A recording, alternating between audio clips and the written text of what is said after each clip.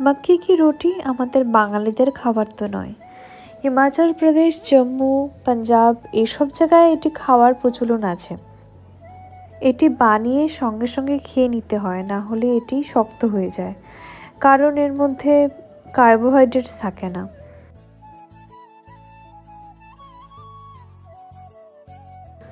যতটা পরিমাণ মাক্কি আটা নেব ঠিক ততটা পরিমাণে জল নিতে হবে। জল গরম করে ফুটিয়ে নিয়ে তার মধ্যে একটু লবণ, ঘি অথবা সাদা তেল দিয়ে মাক্কি আটাটা ঢেলে দিতে হবে। এইবারে একটু ঠান্ডা হয়ে এলে এটাকে মেখে নিতে হবে ভালো মতো।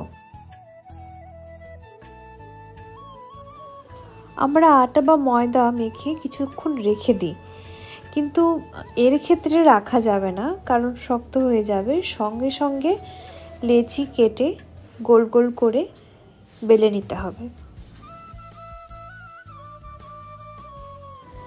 অল্প অল্প করে মাক্কির আটা ইউজ করে আস্তে আস্তে এইভাবে ঘুরিয়ে ঘুরিয়ে বেলে নিতে হবে। বেশি প্রেসার দিলে বেলার সময় ভেঙে যেতে পারে।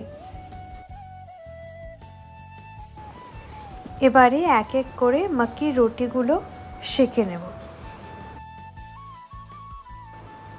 এভাবে সাইডে চেপে ধরলে রুটিগুলো ফুলে উঠবে। সার্ভ করব উইথ सरसों का साग।